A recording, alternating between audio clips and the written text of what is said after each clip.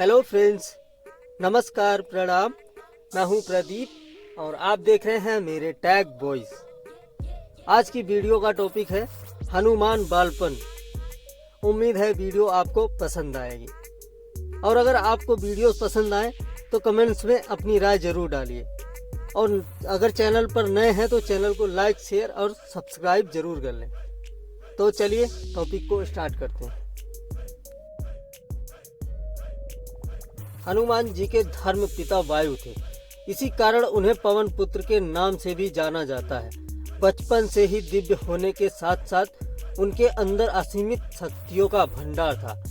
बालपन में एक बार सूर्य को पका हुआ फल समझकर उसे खाने के लिए उड़कर जाने लगे। उसी समय इंद्र ने उन्हें रोकने के प्रयास में वज्र से प्रहार कर दिया।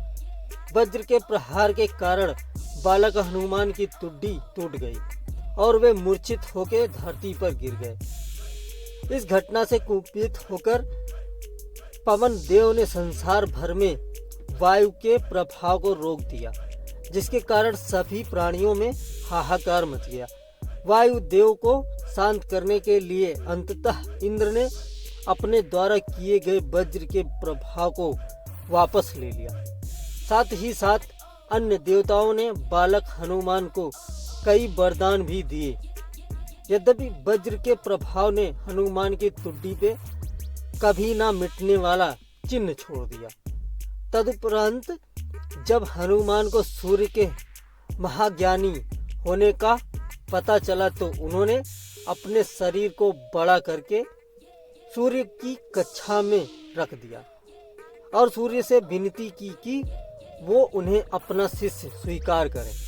मगर सूर्य को उनका अनुरोध ये कहकर अस्वीकार कर दिया कि चूंकि वो अपने कर्म स्वरूप सदैव अपने रथ पे भ्रमण करते रहते हैं, अतः हनुमान प्रभावपूर्ण तरीके से शिक्षा ग्रहण नहीं कर पाएंगे।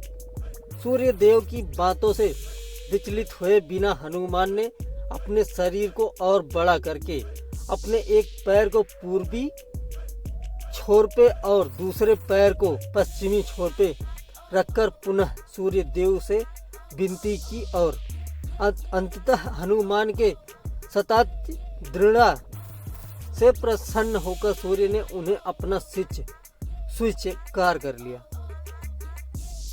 तदुपरांत हनुमान ने सूर्य देव के साथ निरंतर भ्रमण करके अपनी शिक्षा ग्रहण की।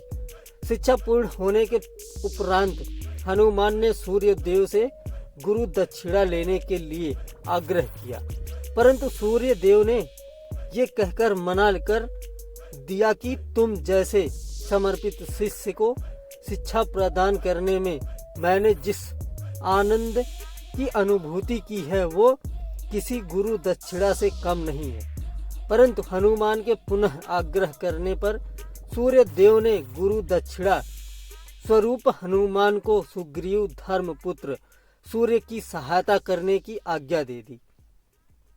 हनुमान के इच्छानुसार सूर्य देव का हनुमान को शिक्षा देना सूर्य देव के अनंत अनादि नित्य अविनाशी और कर्म साक्षी होने का वर्णन करता है। हनुमान जी बालपन में बहुत नटखट थे। वो अपने इस स्वभाव से साधु संतों को सता देते थे।